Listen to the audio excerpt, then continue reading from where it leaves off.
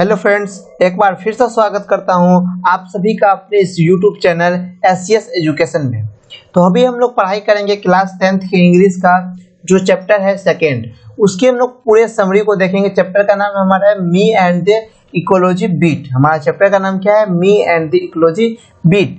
इसके हम लोग सारे इंपॉर्टेंट ऑब्जेक्टिव क्वेश्चन, उसका सब्जेक्टिव क्वेश्चन विथ समरी आपको इस वीडियो में मिलेगी। आप इस सभी की तैयारी हमारे चैनल के द्वारा कर सकते हैं और इस वीडियो में आपको समरी जो हिंदी में आपको रहेगी, क्योंकि जो हिंदी मीडियम स्टूडेंट है उसको बहुत सारी तकलीफ होती है कि इस कहानी में क्या लिखा हुआ, आप कहानी का मतलब समझना चाहते हैं तो आपको इस वीडियो में सबसे पहले वही बताई जाएगी।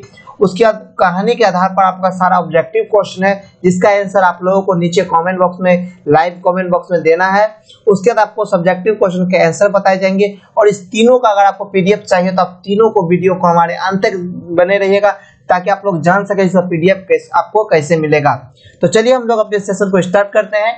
चैनल पर पहली बार आए हो तो चैनल को सब्सक्राइब कर दीजिएगा और ये वीडियो अच्छी लगती है तो आप सभी वीडियो को लाइक कर दीजिएगा। तो हम लोग अपने चैप्टर की ओर बढ़ते हैं। चैप्टर का नाम हमारा है me and the ecology beat. जो आपका चैप्टर है वो उसका नाम है me and the ecology beat. ये आपका इंग्लिश का चैप्टर सेकंड है।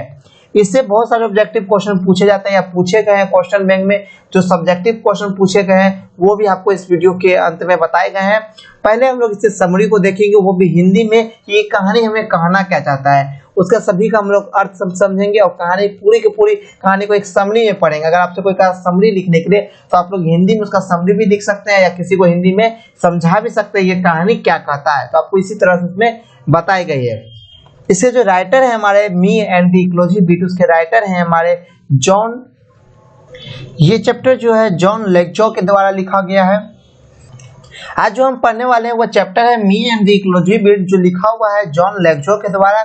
हम लोग इसी चैप्टर के सारे इंपॉर्टेंट ऑब्जेक्टिव विथ एक्सप्लेन देखेंगे और सारे सब्जेक्टिव क्वेश्चन को विथ एक्सप्लेन। तो सबसे पहले हम इसके समरी की तरफ बढ़ते हैं और इसके समरी को जानने की कोशिश करते हैं।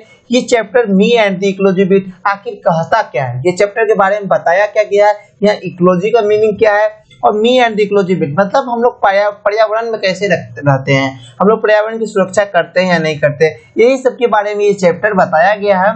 इसमें एक व्यक्ति रहते हैं। तो चलिए हम लोग अपने समरी की तरफ भी देखते हैं, वहां से आप लोग अच्छे से समझ लेंगे ताकि आपको स्क्रीन पर रहेगा तो आप लोग भी इसको पढ़ सकते हैं। तो चलिए हम लोग अपने चैप्टर को स्टार्ट करते हैं। तो चैनल पर पहली बार आए होंगे तो भूलिएगा नहीं, चैनल को सब्सक्राइब कर दीजिएगा और आप लोग वीडियो को लाइक कर दीजिएगा और ज्यादा से ज्यादा फ्रेंड के साथ शेयर कीजिएगा ताकि आप लोग अगर ज्यादा से ज्यादा सपोर्ट करेंगे तो हमें ज्यादा से ज्यादा एनर्जी मिलेगी और आप लोगों के लिए ज्यादा से ज्यादा मैं वीडियो लेके आ सकूंगा और आपको सभी चैप्टर की इसी तरह से वीडियो प्रोवाइड कराता रहूंगा। तो चलिए पहले इसके हम लोग समरी को समझते हैं, वो भी फुल्ली हिंदी में। ये कहानी हमें कहता क्या है? तो जॉन लॉक्जो ने एक अत्यंत अद्भुत ढंग से एक कहानी प्रस्तुत की है जो जिसका नाम है हमारा me and the ecology beat. Chapter का नाम है हमारा क्या है? Me and the ecology beat. जो स्टूडेंट को इसमें इंटरेस्ट नहीं आ रहा है तो उसमें कुछ भी नहीं कर सकता, लेकिन जो स्टूडेंट इस चैप्टर के समरी को पढ़ना चाहते हैं वो इसके समरी को पढ़ेंगे और जो स्टूडेंट अगर इससे सिर्फ ऑब्जेक्टिव क्वेश्चन को देखना चाहते हैं तो वो हमारे सेशन को अभी एग्जिट हो जाएंगे और 5 मिनट के बाद जुड़ेंगे, क्योंकि इस कहानी को खत्म करने में हमें 5 मिनट लगेगा। तो 5 मिनट के बाद आप सभी जुड़ जाइएगा। 5 मिनट के बाद हम लोग अपने ऑब्जेक्टिव सेशन को स्टार्ट करेंगे। तो अभी हम लोग सब्जेक्टिव पढ़ रहे हैं, आप लोग सब्जेक्टिव पे फोकस रखें और इसके सब्जेक्टिव को इतने अच्छे ढंग से बताया गया कि आप लोग अच्छे से समझ सकते हैं। तो जो भी स्टूडेंट जुड़े हुए हैं वो सारे अंत तक बने रहेंगे ताकि आपको पता चल सके कि आपको इसका पीडीएफ कैसे मिलेगा। और हम लोग पहले इसके समरी को जानते हैं। तो जॉन लॉक्जो ने एक अत्यंत अद्भुत ढंग से ये कहानी प्रस्तुत की है जिसका चैप्टर का नाम है हमारा me and the ecology beat के द्वारा यह बताने का प्रयास किया है कि वातावरण संरक्षण तथा पर्यावरण की सुरक्षा का कार्य कितना संवेदनशील तथा कठिन है। मैंने आपको बताया कि इकोलॉजी बीट का मतलब ही हो जाता है हमारा वातावरण संरक्षण और पर्यावरण की सुरक्षा। तो इस पार्ट में आपको बताया गया है कि वातावरण संरक्षण या पर्यावरण की सुरक्षा करना कितना कठिन है, वही आपको इस चैप्टर में बताया गया है। चैप्टर का नाम है me and the ecology beat जो जॉन लॉक्जो के द्वारा लिखा गया है। उसके प्रत्येक व्यक्ति इस तथ्य का समर्थन करता है कि तो कोई भी व्यक्ति इसके विषय में कुछ करना नहीं चाहता है। आप हो या हम हो या कोई भी व्यक्ति, चाहे आपके फैमिली को हो या आपके फ्रेंड हो या आपके सिस्टर हो, कोई भी हो, वो कहना चाहते हैं कि समर्थन करते हैं कि पेड़ को नहीं काटना चाहिए, हमें वातावरण को सुरक्षा रखना चाहिए। ये आपके सभी फ्रेंड्स कहते हैं, सभी मित्र कहते हैं, आपके आसपास के लोग कहते हैं कि पेड़ को नहीं काटना चाहिए, पेड़ हमें ऑक्सीजन उपलब्ध कराते हैं, इसका सभी समर्थन करता है। लेकिन उसकी सफाई में कोई भी कुछ भी कहना नहीं चाहता, कुछ करना नहीं चाहता। अगर आप उसको कहे कि थोड़ा सा झाड़ू मार दिया जाए तो वो करने के लिए तैयार नहीं होगा, लेकिन कहने के लिए होगा कि आप झाड़ू मार दीजिए, साफ सुथरा रखिए, लेकिन वो काम को करेगा नहीं। तो प्रत्येक व्यक्ति यही इस चैप्टर के कहने का मतलब है, और यही चैप्टर में बताया गया है। ये हम लोग दैनिक दिनचर्या में भी आप लोगों के साथ भी ऐसा होता होगा। तो प्रत्येक व्यक्ति इस तथ्य का समर्थन करता है, किंतु कोई व्यक्ति इसके विषय में कुछ करना नहीं चाहता है। तो जिम नामक एक नवयुवक लोगों के पास जाकर उन्हें वातावरण संरक्षण तथा पर्यावरण सुरक्षा के विषय में बतलाने का कार्य प्रारंभ करता है। यद्यपि वह अपने गृह कार्य में बहुत कम समय इस कार्य के लिए निकाल पाता था। तो जिम का नाम का इस कहानी का जो मुख्य पात्र है वो जिम, अगर ये क्वेश्चन आपका है, इंपोर्टेंट पॉइंट आप लोग इसमें याद रख लेंगे। जिम नाम का एक नवयुवक था जो लोगों के पास जाकर, हमारे तरह या आपकी तरह के नवयुवक था जो लोगों के पास जाकर उन्हें वातावरण संरक्षण करने तथा पर्यावरण की सुरक्षा के विषय में बतलाने का कार्य आरंभ किया। लेकिन वह उसमें बहुत कम समय ही निकाल पाता था, क्योंकि घर में बहुत सारे काम रहते थे। उसके बाद हमारा क्या हुआ, किंतु उसने अपने उद्देश्य की प्राप्ति के लिए, जो उसका उद्देश्य था कि हमें पर्यावरण की सुरक्षा करना है, तो उद्देश्य की प्राप्ति के लिए शनिवार का समय लोगों से संपर्क करने के लिए एक निश्चित किया। इसने किसका समय, शनिवार का समय। ये यहाँ पर आपका यह इंपॉर्टेंट पॉइंट्स बनता है, आप लोग इसको याद रख लेंगे। किंतु उसने अपने उद्देश्य की प्राप्ति के लिए सिर्फ किसी दिन टाइम नहीं मिलता था, तो वह शनिवार और रविवार का समय लोगों के संपर्क करने के लिए निश्चित किया कि वह 2 दिन निकलेगा और 2 दिन लोगों से संपर्क करेगा। तो वो उन लोगों से वातावरण संरक्षण का महत्व के विषय में चर्चा करता था एवं समझाता था, और वो कूड़े के ढेर में तथा गंदी वस्तुओं को भी अनेक घरों से एकत्रित करता था, और उनका पर्यावरण के प्रति मित्रवत व्यवहार एवं प्रवृत्ति भी सराहनीय था। किसका, जिम का। तो वह क्या करता था, शनिवार और रविवार को लोगों से मिलता था, उसको वातावरण संरक्षण के बारे में बताता था। वो कूड़े के ढेर तथा गंदी वस्तुओं को भी क्या करता था, अनेक घरों से एकत्रित करता था, और पर्यावरण के प्रति उसका मित्रवत व्यवहार एवं प्रवृत्ति सराहनीयता था। और यहाँ पे क्वेश्चन पूछता है इसके सब्जेक्टिव क्वेश्चन में कि वो लोगों के घर से क्या इकट्ठा करता था, लोग बताइएगा, कूड़े का ढेर या गंदगी वस्तुएं।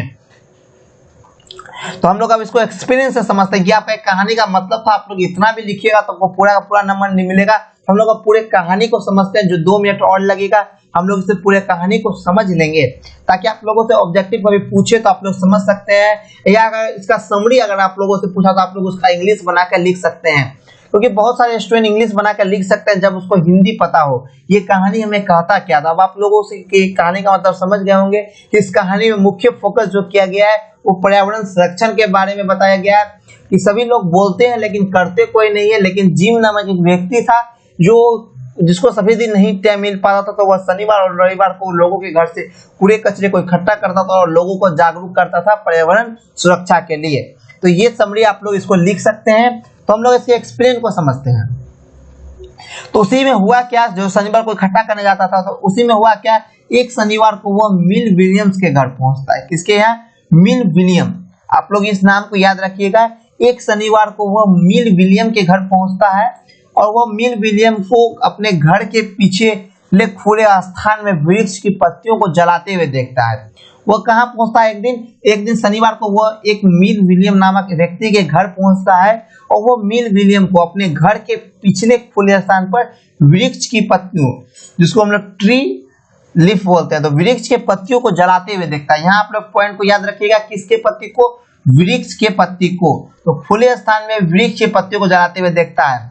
जिम क्या कहता है, जिम उन्हें पत्तियों, कूड़े के ढेर तथा अन्य अनुपयोगी जो वस्तु उपयोग के ना हो को कंपोस्ट बनाने का सुझाव देता है। वह क्या कहता है, जिम को कहता है, जिम जो है मिल विलियम के जो घर पहुंचता है उसको वो बताता है कि आप इस पत्तियों को खुले में जलाए नहीं, उसका डीकम्पोस्ट करें, क्या करें, कंपोस्ट बनाने का सुझाव देता है। और मिल विलियम उससे सहमत नहीं होते। क्या होते हैं, मिल विलियम जो है सहमत नहीं होते हैं। वो उसी पर दोषारोपण करते हैं और उसके अपने निर्मित कंपोस्ट से दुर्गंध आ रही है, जिससे नाक का प्रदूषण उत्पन्न हो रहा है। इस बात से उसकी भावनाओं को ठेस पहुंचती है, किंतु निराश हुए बिना वो अपने कार्य में आगे बढ़ते हुए उसे जारी रखता है तथा मिसेज ग्रीन के यहाँ कूड़ा कचरा इकट्ठा करने के लिए पहुंचता है। वो जो जिम था वह कूड़ा कचरा को इकट्ठा करके क्या करता था, डीकम्पोस्ट करता था, और कंपोस्ट करके वह उसका कुछ ना कुछ उपयोग करता था। तो वह वही उपाय मिल विलियम को बताता है लेकिन विन विलियम उसके बात से सहमत नहीं होते हैं और वो उसी पे दोषारोपण कर देते हैं और कहते हैं तुम जो डिकम्पोस्ट बनाया है उससे तो दुर्गंध आ रही है और नाक का भी प्रदूषण उत्पन्न हो रहा है। इससे जो है जिम की भावना को ठेस पहुंचता है, लेकिन वो निराश नहीं होता है, वो अपने कार्यों में इकट्ठा करते रहता है और वह मिसेज ग्रीन के यहाँ से कूड़ा कचरा इकट्ठा करने के लिए पहुंचता है। किसके यहाँ? अब वो मिल विलियम के यहाँ से छोड़ के मिसेज ग्रीन के यहाँ पहुंचता है।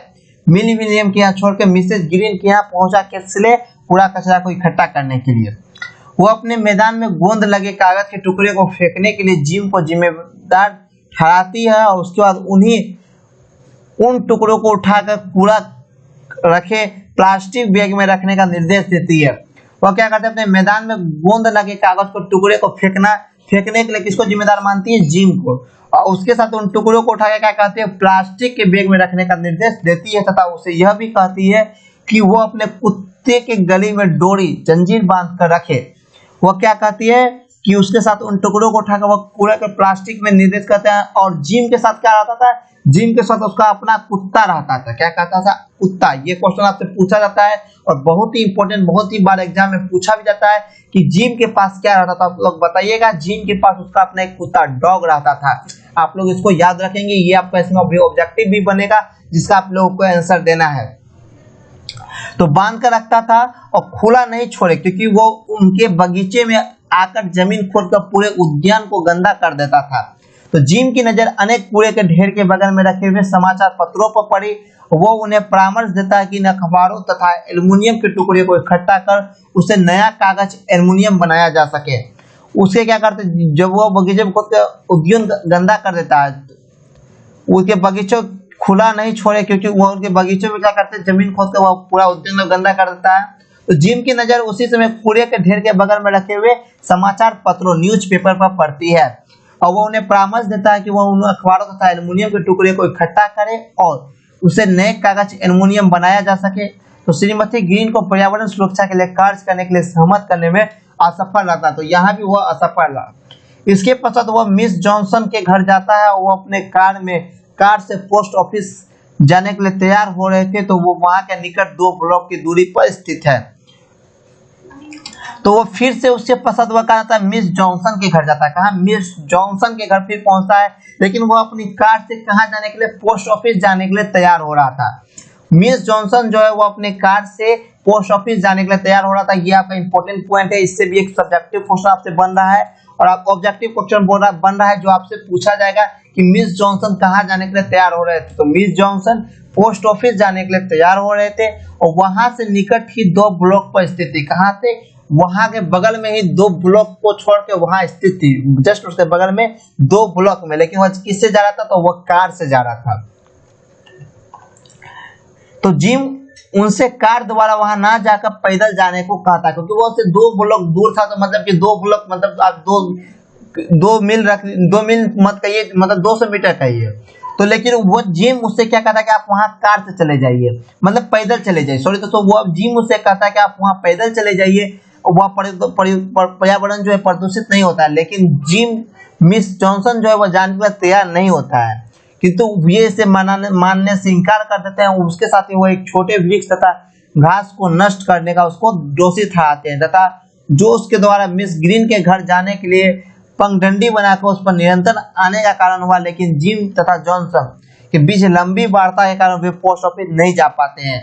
तो वो दोनों के बीच जो एक लंबी वार्ता होने लगी, जिससे जिम जॉनसन जो है पोस्ट ऑफिस नहीं जा पाते हैं और जिम को इस बात का संतोष है कि कम से कम एक बार कार द्वारा मतलब गंदगी फैलाने पर उनसे रोक सका। मतलब वो दोनों के बीच जो लंबी वार्ता होने लगी, निरंतर बात होने लगी, तो इस पर जो है वो जा नहीं पाए, क्योंकि उससे जिम कह रहा था पैदल जाने पे। इसी के बीच दोनों के बीच बकवास होने लगा। तो जिम को इस बात का संतोष हुआ कि कम से कम एक बार वो एक आदमी को गंदगी फैलाने से, प्रदूषण फैलाने से बना कर सका। तो अंत में यह सोच के पर्यावरण संबंधित कार्य काफी उबारू तथा नीरस अपने घर वापस आता है। लेकिन ज्यों ही वो अपने घर प्रवेश करता है, वो अपनी माँ को बिजली के मिक्सर का प्रयोग करते देखता है। किस चीज के?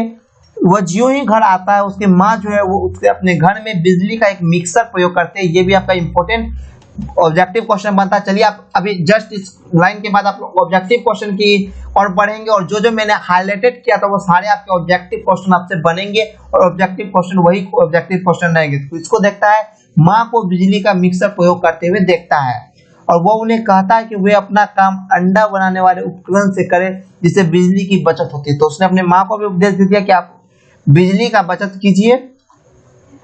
उसकी माँ तथा बेगम ढंग से उसे उत्तर देती है कि वह भी दिन में 27 घंटे टीवी देखता है।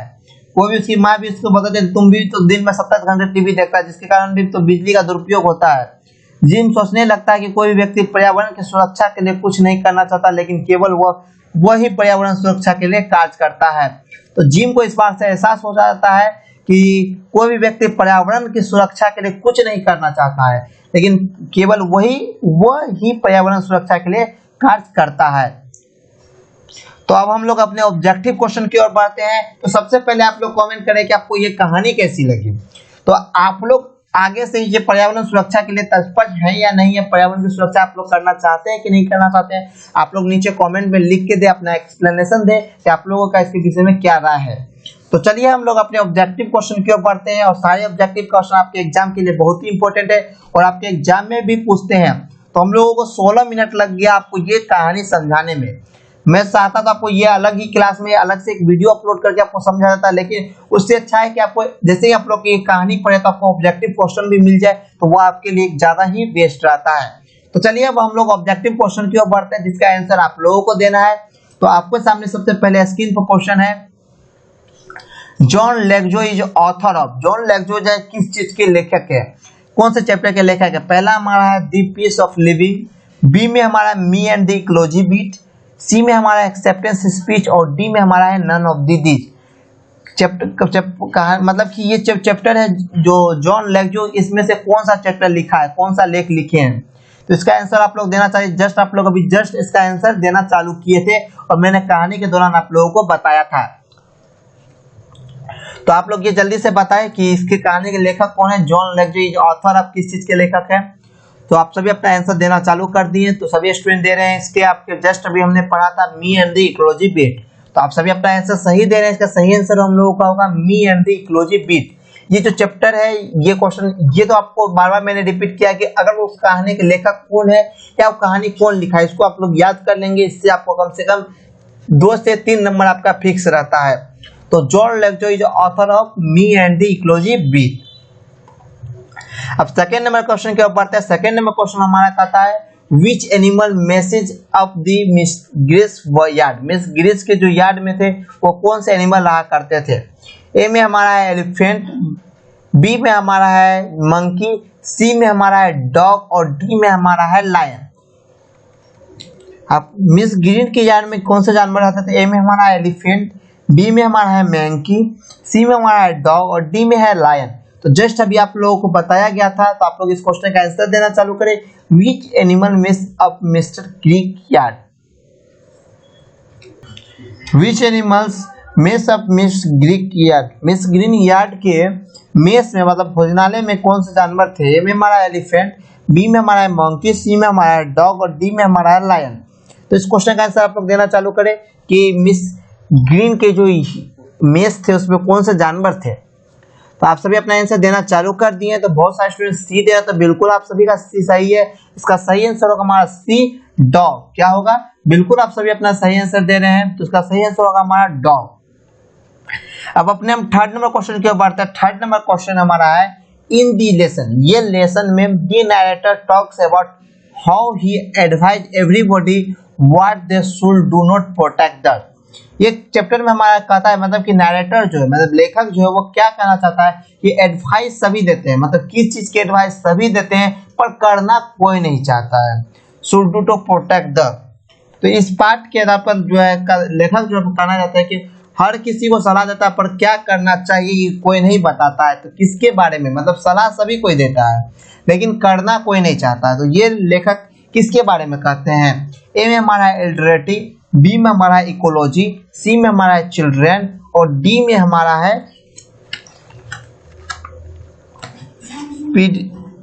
पीडिस्ट्रियंस। तो इसका क्वेश्चन का आंसर आप लोग देना चालू करें। तो इस क्वेश्चन का आंसर देना चालू करें। ए में हमारा एल्ड्रेडी, बी में हमारा इकोलॉजी, सी में चिल्ड्रन और डी में है हमारा पेडिस्ट्रियंस। तो इसका क्वेश्चन का आप लोग आंसर देना चाह रहे। करना सभी कोई चाहता है लेकिन करना कोई नहीं चाहता। तो किसके बारे में, किस तर्क के आधार पर लेखक कहना चाहते हैं? मैंने आप लोगों को तर्क भी बताया था और ये पॉइंट भी बताया था किसके बारे में लेखक आखिरकार कहना चाहते हैं। तो आप सभी अपना आंसर देना चालू करें। मैं देख पा रहा हूँ कि बहुत कम ही स्टूडेंट आंसर दे रहे हैं, तो बाकी स्टूडेंट भी जल्दी से अपना आंसर देना चालू करें। ये बहुत ही इंपॉर्टेंट क्वेश्चन है। उसके बाद हम लोग सब्जेक्टिव क्वेश्चन की ओर भी बढ़ेंगे क्योंकि मेरे पास टाइम बहुत कम है, लेकिन आप लोगों को मैं सारा चीज एक ही वीडियो में प्रदान इसलिए करना चाहता हूँ कि आपको फिर दूसरे जगह नहीं जाना पड़ेगा। अगर आप लोग वीडियो खोले तो आपको सारी जानकारी वहां मिल जाए। तो बिल्कुल आप सभी का आंसर सही है। इसका सही आंसर होगा हमारा इकोलॉजी। क्या होगा? इकोलॉजी। आप सभी बिल्कुल सही आंसर दे रहे हैं। जो नहीं दे रहे हैं सही आंसर वो जान ले। इसका सही आंसर होगा हमारा इकोलॉजी। प्राकृतिक पर्यावरण के बारे में कहना चाहते हैं लेकिन करना कोई नहीं चाहता है।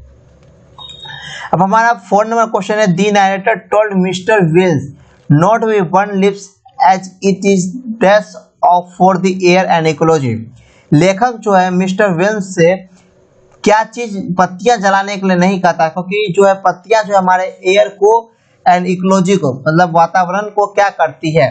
इस क्वेश्चन का हमारा आंसर दे। पर्यावरण और वातावरण को पत्तियां क्या करती है, ये लेखक उसके बारे में क्या कहना चाहते हैं। इस क्वेश्चन का आंसर दे आप लोग। ए में हमारा एक्सेलेंट, पत्तियां जो जलती है हमारे पर्यावरण को अच्छे रखती है। उसके बाद बी में हमारा बैड मतलब बुरा, मतलब कि अगर पत्तियां अगर खुले में जो पत्तियां जला रहे थे मिस्टर विलियम, तो नरेटर के अनुसार वो पत्तियां जो है हवा को पर्यावरण को क्या करती है, प्रदूषित करती है, मतलब बुरा रखती है। सी में हमारा अच्छा और डी में हमारा हेल्पफुल। तो इसका सही आंसर क्या होगा? पत्तियां जो जला रहे थे मिस्टर विलियम, तो इसका सही आंसर क्या होगा? तो उसके बारे में लेखक क्या कहते हैं? तो इस क्वेश्चन का आंसर आप लोग देना चालू करें। तो बिल्कुल आप सभी का सही आंसर, इसका सही आंसर होगा हमारा बैड। क्या होगा? बुरा। पत्तियां जो जल रही थी, the narrator told Mr Williams not be burn lips as the it is the bad for the air and ecology. मतलब ये प्रकृति के लिए हमारी बुरी है और खतरनाक है हमारे हवा के लिए। अपने 5 नंबर क्वेश्चन के पढ़ते हैं। 5 नंबर क्वेश्चन है हमारा, Jim asked mister Greek to keep the old newspaper for the school going children who dash them. A में हमारा बंट, बी में हमारा बाउट, सी में हमारा रीड और बी में हमारा कॉलेक्ट। तो वो जो गंदगी स्कूल जो कचरे का जो डब्बा था वो मिस्टर ग्रीन से, मिस्टर जिम जो है वो मिस्टर ग्रीन से पूछता है कि वो जो ऑल न्यूज़पेपर जो खराब न्यूज़पेपर है for the school going, school जाते समय चिल्ड्रन हु देम, तो वो बच्चा उसको क्या करता है। ए में हमारा कहता है बंट, बी में हमारा है बाउट, सी में हमारा है कॉलेक्ट और डी में हमारा है रीड। तो इस क्वेश्चन का आंसर आप लोग देना चालू करें। 5 का सही आंसर क्या होगा? तो वो जो न्यूज़पेपर से जो कचरे के डब्बा के बगल में पड़े थे उसको क्या कर रहे थे? इसका सही आंसर हमारा होगा डी नंबर कलेक्ट। क्या होगा? कलेक्ट। वो उसको जमा कर रहे थे। अपने हम 6 नंबर क्वेश्चन की ओर बढ़ते हैं। तो 6 नंबर क्वेश्चन हमारा है, who is the author of me and the ecology beat. हमारा 6 नंबर क्वेश्चन है, who is the author of me and the ecology beat. A में हमारा है जॉन लेक्सू, बी में हमारा है सत्यजीत राय, बी में हमारा, सी में हमारा है अंगसन, डी में हमारा टोनी मोरिज। तो ये जो चैप्टर है हमारा me and the ecology beat, इसके जॉन लेक्चर कौन से, इसके लेखक कौन है? तो ये तो मैंने आप लोगों को अभी ही बताया, जॉन लेक्चर, सत्यजीत राय, अनुराग सिंह और टोनी मोरिजम। तो इसका सही आंसर क्या होगा? आप लोग आंसर देना चालू करें। तो इसका सही आंसर होगा, आप लोग बिल्कुल सही दिया है, जॉन लेक्चर। क्या होगा? John lecture. ए नंबर इसका सही आंसर होगा। अपने 7 नंबर क्वेश्चन की ओर बढ़ते हैं। 7 नंबर क्वेश्चन हमारा है, who was going the post office. Post office कौन जा रहा था? जिम, बी में हमारा जॉनसन, बी सी में हमारा मिस्टर ग्रीन और डी में हमारा नॉन ऑफ दिस।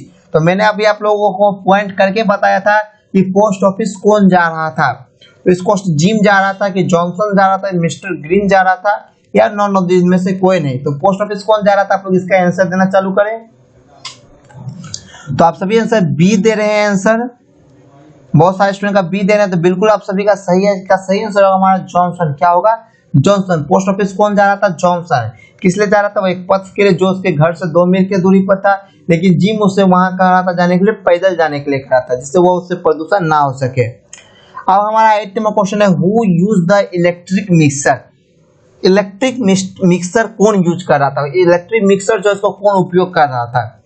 ए में हमारा है जिम, बी में हमारा है जॉनसन, सी में हमारा मिस्टर ग्रीन और डी में हमारा जेम्स मदर। तो इस क्वेश्चन का आंसर देना चालू करें कि मिक्सर जो है कौन यूज कर रहा था, जिम यूज कर रहा था कि जॉनसन यूज कर रहा था कि मिस्टर ग्रीन यूज कर रहा था कि जिम्स की माँ यूज कर रही थी। तो मैंने आप लोगों को अभी हाईलाइटेड करके बताया था और कहा भी था कि ये क्वेश्चन आपको ऑब्जेक्टिव में मिलेगा और ये सभी क्वेश्चन आपके एग्जाम के लिए बहुत ही इंपॉर्टेंट है क्योंकि आपके एग्जाम में बार बार ये क्वेश्चन पूछा जाता है। तो आप सभी अपना आंसर दे चुके हैं, तो उसका सही आंसर होगा हमारा मिस्टर जेम्स मदर। कौन होगा? James mother. इलेक्ट्रिक मिक्सर जो वो कौन यूज कर रहा था? James mother. जब वो अपने घर लौट रहा था स्कूल से तो उसको देखा कि उसकी माँ जो है जिम जो है मिक्सर यूज कर रही है और वो अपने माँ को बोलता है कि आप मिक्सर यूज ना करें, और लेकिन उसकी माँ जो है उल्टे उसको रिटर्न बोलते कि तुम भी तो 27 घंटा टीवी देखते हो।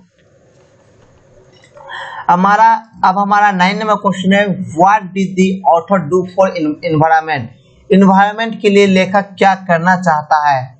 ए में हमारा डूइंग प्लांटेशन, बी में हमारा अवॉइडिंग पॉल्यूशन, सी में हमारा बाय अवेयरिंग फूड और डी में हमारा है नॉन ऑफ दीज। तो ऑथर जो है एनवायरनमेंट मतलब कि वातावरण के बारे में क्या करना चाहता है? पौधा रोपना चाहता है, पॉल्यूशन को अवॉइड करना चाहता है कि लोगों को जागरूक करना चाहता है, अवेयरिंग पीपल लोगों को जागरूक करना चाहता है, या डी में हमारा नॉन ऑफ दीज। तो आप लोग इस क्वेश्चन का आंसर देना चालू करें कि ऑथर एनवायरनमेंट को बचाने के लिए क्या करना चाहते हैं या क्या करना चाहते हैं। तो डूइंग प्लांटेशन मतलब पौधा रोपना, अवॉइडिंग पोल्यूशन पोल्यूशन को अवॉइड करना मतलब इनकार करना, बी में हमारा है बाय अवेयरिंग पीपल मतलब पीपल को जागरूक करना, और डी में हमारा है नॉन ऑफ दीज। तो बहुत बी और सी दे रहे हैं, तो बहुत सारे स्टूडेंट का फोकस है सी पर, क्योंकि तो उसका सही आंसर होगा हमारा सी नंबर। क्यों होगा? क्योंकि जो है ऑथर जो है एनवायरनमेंट के बारे में पीपल को अवेयरिंग कर रहे थे। क्या कर रहे थे? अवेयरिंग कर रहे थे बाय अवेयरिंग पीपल। तो ऑथर को जो है एनवायरनमेंट के बारे में पीपल को अवेयरिंग कर रहे थे। अपने हम 10 नंबर क्वेश्चन की ओर बढ़ते हैं। 10 नंबर क्वेश्चन है, which word in the passage in the no fail.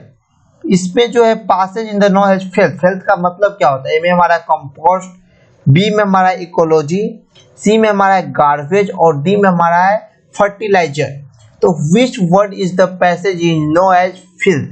इसमें से कौन सा पैसेज है जो फिल्थ के नाम से जाना जाता है? कंपोस्ट, इकोलॉजी, गार्बेज और डी में हमारा है फर्टिलाइजर। फिल्थ का मतलब यहाँ क्या होगा? तो इस क्वेश्चन का आंसर आप सभी देना चालू करें। और हाँ, पीडीएफ के लिए आपको अंत तक देखना होगा क्योंकि हम लोग अंत में ही बताएंगे कि आपको इसका पीडीएफ कैसे मिलेगा। तो आप सभी अपना आंसर दे रहे हैं, तो बिल्कुल बहुत सारे कम स्टूडेंट सही आंसर दे रहे हैं। तो सही आंसर होगा हमारा गार्बेज। क्या होगा? गार्बेज। फिल्थ का जो मतलब है इस पैसेज में वो हमारा है गार्बेज। तो आप सभी का ऑब्जेक्टिव क्वेश्चन अब खत्म होता है। अब हम लोग अपने सब्जेक्टिव क्वेश्चन की ओर बढ़ते हैं। सब्जेक्टिव क्वेश्चन का हम लोग एक ब्रीफ देखेंगे, मतलब बहुत कम समय में सारे सब्जेक्टिव क्वेश्चन को देखेंगे, आपको एक ओवरव्यू देंगे और जो स्टूडेंट क्लास को अंत तक देखेंगे उसको तो उसका पीडीएफ मिलेगा ही। तो अगर आप सभी ऑब्जेक्टिव क्वेश्चन का अगर अपने कॉपी में नोट्स बना लेते हैं, जैसे आप लोग क्लास खत्म हुआ आप लोग एक बार वीडियो को फिर से प्ले करें और सारे वीडियो को एक बार नोट्स बनाकर तैयार कर ले, तो आप लोगों के लिए बहुत ही इंपॉर्टेंट होगा।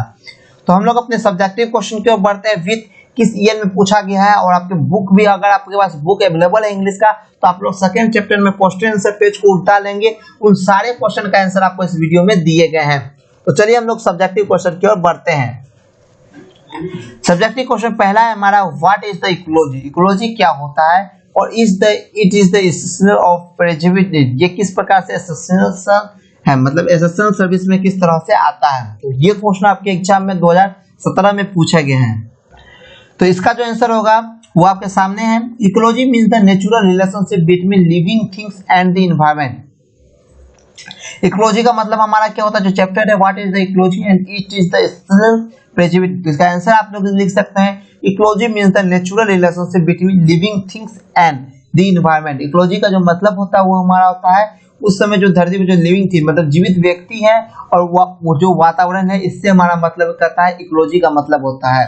तो नेचुरल रिलेशन, प्राकृतिक रिलेशन, प्रकृति से हमारा रिश्तेदार है बिटवीन जब वस्तु और प्रकृति के बीच में। और it is the essential preserve for become the growth of survival of plants and the living creatures depend on it. ये हमारा एसेंशियल सर्विस में इसलिए आता है क्योंकि ये हमारे जिंदगी की ग्रोथ बढ़ाने के लिए सेवरल फॉर प्लांट्स पौधे के जीवन के लिए लिविंग क्रिएचर और डिपेंड ऑन सारी चीजें जो है इसी चीज पर डिपेंड है, किस पर, इकोलॉजी पर।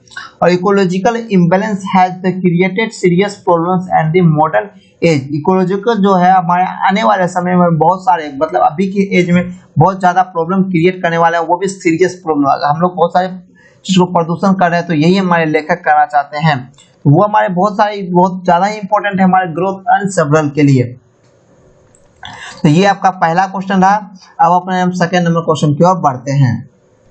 तो अब इसमें ये क्वेश्चन हमारा कहता है what does the narrator of me and the ecology bit. Narrator जो है me and the ecology bit के जो लेखक है वो सैटरडे और संडे को क्या करते थे। ये 2017 में ये क्वेश्चन भी पूछा गया है। तो on Saturdays and Sundays the narrator collects money from the nearly house and the paper he distribute. वह सैटरडे एंड संडे को क्या करता था, तो वह सैटरडे और संडे को मनी कलेक्ट करता था और नियर बी हाउस से वो पेपर एंड हैबिट्स को भी कलेक्ट करता था। अब अपने हम थर्ड नंबर क्वेश्चन की ओर बढ़ते हैं। थर्ड नंबर क्वेश्चन हमारा describe the narrator enjoy talking about the ecology. ये क्वेश्चन 2016 में पूछा गया है, तो इसका आंसर लिख सकते हैं नो। इस चैप्टर में नरेटर जो है प्राकृतिक इकोलॉजी के एंजॉय के बारे में नहीं बताया है। इसमें लेखक कहना चाहते हैं टॉकिंग अबाउट द इकोलॉजी, ये अबाउट इकोलॉजी के बारे में कहते हैं that is the fact the people do not cooperate and show unviolence in this direction। people उसमें किसी भी तरह कोऑपरेट मतलब सहयोग नहीं करते हैं इस प्रकार के अनविलेजेंस में। nobody comes forward the join hand in such a mission, और कोई भी व्यक्ति इसमें जो अपना हाथ भी नहीं देते हैं ज्वाइन करने के लिए। he must keep his surrounding clean, तो but nobody does it, तो यही हमारा कहना है। तो so he says the very boring job and feels that nobody listen to him। अब अपने 4 नंबर क्वेश्चन के ऊपर बढ़ते हैं। 4 नंबर क्वेश्चन है which animal messes up the green। Green के मेस में कौन से व्यक्ति क्या थे, कौन से जानवर थे। तो when Jim visit Mr. Grimm house she complains to him against his dog। she tells him that the dog his dives of her garden, वो पूरे गार्डन को खोद के रख देता है। messes up her yard। she advised him to keep dog on a dash। तो इस तरह से आपका ये चैप्टर एंड होता है। तो अब आपका आता है आपको इसका पीडीएफ कैसे मिलेगा। तो पीडीएफ के लिए आपको जो है नीचे डिस्क्रिप्शन लिंक में वो कमेंट करना है। और मैं देख रहा हूँ कि कितने स्टूडेंट ऑब्जेक्टिव टेस्ट के दौरान थे और कितने स्टूडेंट अभी है और कितने स्टूडेंट शुरू में थे।